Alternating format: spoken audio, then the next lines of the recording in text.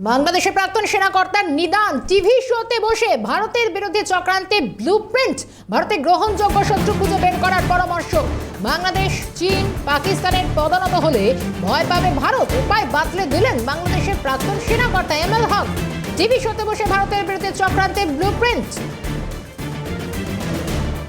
শুনবো প্রাক্তন সেনাকর্তা বাংলাদেশের এমএল হক কি বলেছেন। ইন্ডিয়ার এরা প্রতি মুহূর্তে আমাদের বিরুদ্ধে ষড়যন্ত্র করতেছে, আমরা বলতেছি এটা কূটনীতি দিয়ে থামাবো। কিচ্ছু লাগবে না, চুপ করে বসে থাকেন।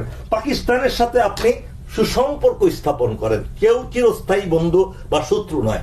পাকিস্তানের সাথে সুসম্পর্ক করলে আমাদের লস নাই, লাভ ছাড়া। তুরস্কের সাথে সুসম্পর্ক করেন, চায়নার সাথে সুসম্পর্ক করেন। ইন্ডিয়া দাদা দাদা দাদা দাদা কইরা তখন আমাদেরকে বলতে থাকবে, দাদা বলবে না, ভাই ভাই, তখন ভাই ভাই বলে আমাদের পায়ে পয়সা পায়ে। এমএল হক তার বক্তব্য আমরা শোনালাম। এই মুহূর্তে টেলিফোন লাইনে চিফ রিপোর্টার সত্যজিৎ মুখোপাধ্যায় রয়েছেন আমার সঙ্গে। সত্যজিৎ, রীতিমতো বাংলাদেশের প্রাক্তন সেনাকর্তার এই বক্তব্য কি ইঙ্গিত পাচ্ছ? দেখো, দুটো বিষয় এখানে আসবে। প্রথম থেকে বাংলাদেশের তরফে প্রাক্তন সেনাকর্তারা রাস্তায় নেমে তারা কলকাতা দখল হুমকি দেওয়ার পর অনেকে পাগলের গোলাপ মনে করেছিলেন। কর্নেল এম এ হক অবসরপ্রাপ্ত সেনাকর্তা, তিনি গণমাধ্যমের অনুষ্ঠানে বসে বলছেন যে কিভাবে একটা যেটাকে বলা হয় যে আর্মি স্ট্র্যাটেজি তিনি বাতলে দিয়েছেন এবং কি বলেছেন যে কিভাবে ভারতকে সাহায্য করা যায়। এবং সেই অনুষঙ্গ হিসেবে তিনি উদাহরণ হিসেবে দুটো কথা বলেছেন যে চীন এবং পাকিস্তানের সঙ্গে সম্পর্ক বৃদ্ধি, তাদের প্রধানত যত হওয়া যাবে তত বেশি ভারতকে চাপে রাখা যাবে। কিন্তু এই স্ট্র্যাটেজি যখন কর্নেল এম এ হক অবসরপ্রাপ্ত সামরিক কর্তা তিনি দিচ্ছেন, তখন বাংলাদেশ আক্ষরিক অর্থে চাপে পড়ে গেছে।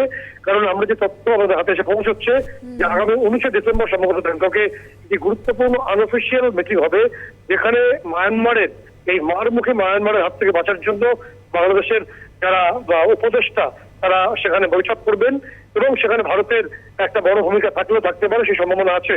এবং বিভিন্ন যে কূটনৈতিক চ্যানেলের মাধ্যমে ভারতকে ইতিমধ্যে তদারকি সরকার তারা অ্যাপ্রোচ করেছে বলে আমরা খবর পাচ্ছি। ফলে বাংলাদেশ যখন একেবারে শিরে সংক্রান্তি মায়ানমারের আরাকান আর্মিকে নিয়ে, তখন এই ধরনের বিপ্লবী বা বিপ্লবাত্মক কথাবার্তা গণমাধ্যমে হয়তো খাটে, তার বাস্তব ভিত্তি নেই বলে অধিকাংশ বিশেষজ্ঞরা মনে করেন। বেশ, সত্যজিৎ, ধন্যবাদ জানাই তোমায়। সঙ্গে ছিলেন chief reporter Satyajit Mukhopadhyay. TV শোতে বসে রীতিমতো বিষোদগার ভারতের বিরুদ্ধে এবং চক্রান্তে ব্লুপ্রিন্ট বাংলাদেশের প্রাক্তন সেনাকর্তা এমএল হক। সেই সেনাকর্তার নিদান কি বলেন আরো একবার শোনাই। এটা কূটনীতি দিয়ে থামাবো। কি ইন্ডিয়ার এরা প্রতি মুহূর্তে আমাদের বিরুদ্ধে ষড়যন্ত্র করতেছে, আমরা বলতেছি এটা কূটনীতি দিয়ে থামাবো। কিচ্ছু লাগবে না, চুপ করে বসে থাকেন। পাকিস্তানের সাথে আপনি সুসম্পর্ক স্থাপন করেন, কেউ চিরস্থায়ী বন্ধু বা শত্রু নয়। পাকিস্তানের সাথে সুসম্পর্ক করলে আমাদের লস নাই, লাভ ছাড়া। তুরস্কের সাথে সুসম্পর্ক করেন, চায়নার সাথে সুসম্পর্ক করেন। ইন্ডিয়া দাদা দাদা দাদা দাদা কইরা তখন আমাদেরকে বলতে থাকবে, দাদা বলবে না, ভাই ভাই, তখন ভাই ভাই বলে আমাদের পায়ে পয়সা।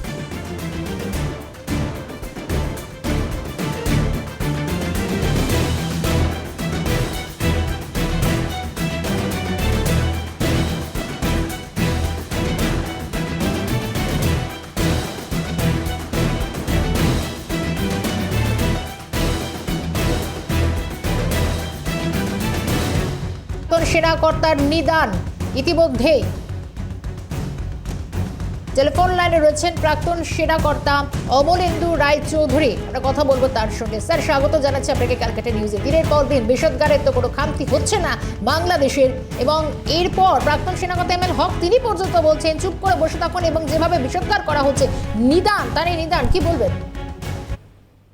দেখুন, ওরা এখন প্রলাপ বকবে নানান রকম। কালকেই তো এখানে সবাই আমার হলো, মানে আমাদের বিজয় উৎসব হলো। বিজয় উৎসবের সেই ছবিগুলো আমাদের কিছু কিছু রাখা হয়েছিল সেখানে, আমাদের ইস্টার্ন কমান্ড হেডকোয়ার্টারে। সেগুলোর কিছু দেখে গেছেন বাংলাদেশেরও কিছু প্রাক্তন মুক্তিযোদ্ধা এবং কয়েকজন প্রাক্তন সৈনিক, তারাও এসেছিলেন। তারাও সেই সমস্ত দেখে তাদের বক্তব্য এখানে রেখে গেছেন। তাদের দু চারটে কথা যদি ওনাদের শুনিয়ে দেওয়া যায়, তাহলেই ওরা বুঝতে পারবেন যে এদের অবস্থা এখন কি। এখন নেহাত ওদের পিঠ ঠেকে গেছে দেওয়ালে, মানে শেষ সময়। এবং সেই জন্য নানান রকম প্রলাপ বকছে। যে করে হোক ওরা চেষ্টা করবে ওদের যে মানে মৌলবাদীগুলো আছে তাদের তাজা করবার জন্য। কারণ এখন ওখানকার সাধারণ জনসাধারণ তো খেপে যাচ্ছে, তারাও বুঝতে পারছে, এবং বিশেষ করে যারা বয়স্ক, যারা 71-এর এক্সপিরিয়েন্স যাদের গায়ে মানে যাদের জানা আছে, তারা বুঝতে পারছেন যে কি অবস্থার মধ্যে তারা যাচ্ছেন। তাদের অবস্থা আরো করুক, কারণ তারা এই অপদার্থদের নানান রকম কথাবার্তা এবং ইয়েতে বুঝতে পারছেন যে তারা কোথায় চলে যেতে পারেন। এবং এটা একদম অতি সত্য যে খুব শিগগিরই এরা শিক্ষা পাবে, এবং সেই জন্য ওরা দিন গুনছে আর কি। একদম এখন শেষ পর্যায়ে নানান রকম প্রলাপ বকবে, এবং এগুলোকে কানে দেবার কিছু নেই। এবং যেটা আমাদের পক্ষে সাবধানতা অবলম্বন করতে হবে যে আমাদের নিজেদের প্রস্তুতি নিয়ে এগোতে হবে। এবং যেটা একটা অশনি সংকেত অবশ্যই আমাদের দিকে যেটা রয়েছে, যে ওদের কিছু স্প্লিন্টার গ্রুপ যেগুলো এসে গিয়েছিল 71-এ, তারা এখন আমাদের এই পশ্চিমবঙ্গে নানান রকম মন্তব্য করছে, নানান রকম ভাবে তারাও চেষ্টা করছে এইদিকে সংগঠিত হওয়ার জন্য। ফলে আমাদের এখানকার রাজ্য সরকার, আই রিপিট, আমাদের রাজ্য সরকার এবং কেন্দ্রীয় সরকার যৌথভাবে এই গ্রুপটাকে ঠিকমতো মানে বাগে আনা, মানে এদের আইডেন্টিফাই করে এদের রীতিমতো ইয়ে করে। কারণ আমাদের নিজেদের দিক থেকেও প্রস্তুতি নিতে হবে, একদম হালকা ভাবে নিলে চলবে না। আর ওরা যেটা ভাবছে, ওরা আগে ওই আরকান আর্মিদের সামলাক, তারপরে আমাদের সঙ্গে কথা বলবে। একদম নিঃসন্দেহে। অনেক ধন্যবাদ জানাবো অমলেন্দু বাবু সময় দেওয়ার জন্য। অবসরপ্রাপ্ত সেনা কর্তা অমলেন্দু রায়চৌধুরী ছিলেন টেলিফোন লাইনে।